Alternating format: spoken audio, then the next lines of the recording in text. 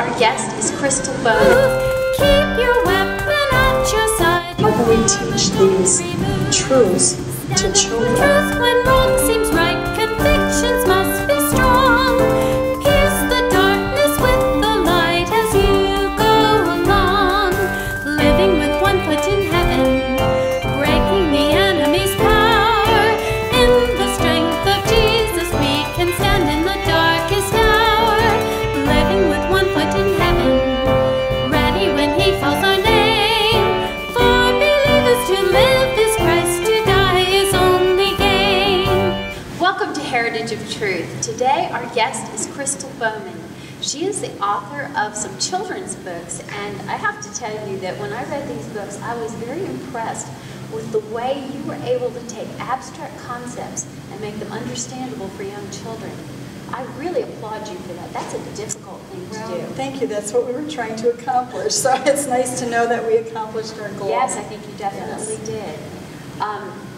You have a depth of experience in writing for children. Tell us a bit about yourself and your background and how many kids' books you've written, that kind of thing. Well, I've been writing for almost 20 years, and I've written over 75 books for children. I have written a few books for women, some nonfiction, but the children's market is just where I found my niche, and I love writing for children. I do a lot in rhythm and rhyme, and so that also lends itself to children. But what I love doing, my passion is to take spiritual truths as deeply as we dare go, and then communicate them to children so that it's language, vocabulary, concepts that they can comprehend. Because I want to get the truths of Scripture into their hearts and minds while they're young, so that they can grow up with it. Yeah, and it will stay with them when they're young. But you're right; it is challenging to make it understandable for children. And don't you also help teachers and homeschool parents teaching children how to write? I do I do school programs. I have done some homeschool programs. I go into the classrooms and do writing workshops with children, which is really fun. I also mentor MOPS, mothers of preschoolers. Wow. So but my whole world just seems to be in that world of children in some way. So. Yeah, well, it's wonderful because we have a great need for good, solid teaching in children's books, especially in preschool ages. Right. I have grandchildren that age, and I know my daughter's always looking for good books, so she's definitely going to be getting these. In a world in which many have flawed ideas of God, you've made it clear through your books that you want children to know the truth, which I so much appreciate.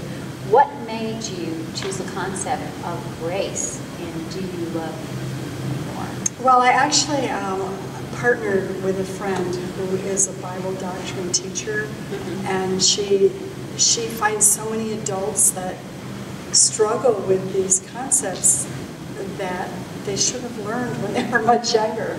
And so she had a passion she said, how can we get these truths into the hearts and minds? How can we teach these truths to children? And so she came to me, and so we brainstormed, and she said she had a vision for a series of picture books that teach Bible doctrine without using that word, and just making it age appropriate. And she came to me because of my experience with writing for children. What's her name? Her name is Ava Pennington, and it's on the book as well. I said, you get credit for this too.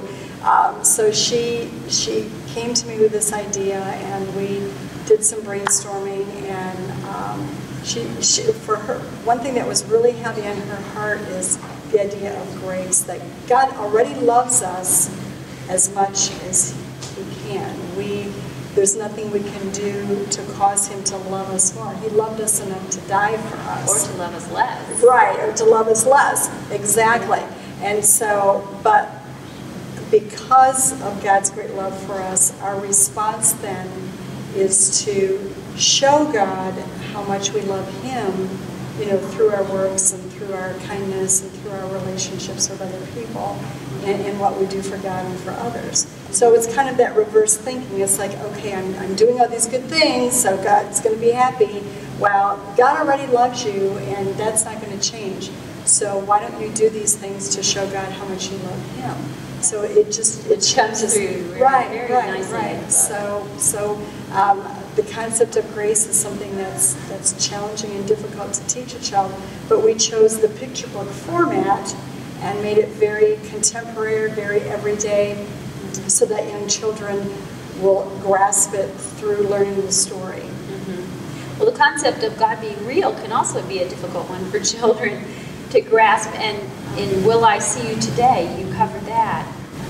How do you see that being a benefit for children pondering this idea of God being Well, I think real? it's a very natural question that children ask. Children have a great capacity for faith. You know, the Bible often speaks of the faith of a child, and children, their hearts and minds are so open, and they're so ready to believe in God.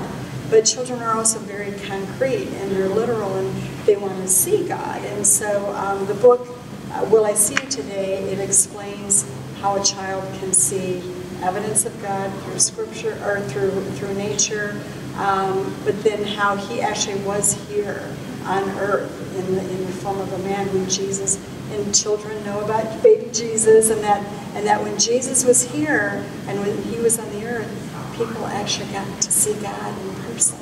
And then someday we will see God in heaven. So it teaches that concept that yes, God is very real, and you know we can see Him through His creation. But there was a time where He actually was on earth, and people could touch Him and be with Him and listen to Him. And so it's and again, we do it through the picture book format. So it's a story that children, and it's rhythm and rhyme, so it's very engaging, it's very child-friendly, age-appropriate. And then in the back of each book, we have an addendum for parents and for teachers. We have some scripture, and if the parents and teachers or the adults want to have a little more, to dig a little deeper, or to kind of refresh their memory or learn it themselves, because there's a good chance that these books will stimulate questions or discussions. The children might ask questions, or they want to know more, and so we have a resource in the back of the book that we are equipping the parents and the teachers, so that if children do ask more questions, that they can answer them. Well, do you have a website where people can go and find out more about you? My website is crystalbowman.com. It's just my name.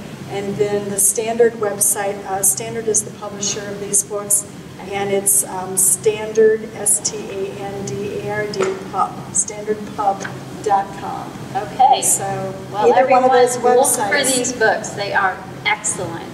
Will I See You Today? And Do You Love Me More? Thank you so much for being our guest. You're very welcome. It was my pleasure. Thank you so much. For believers to live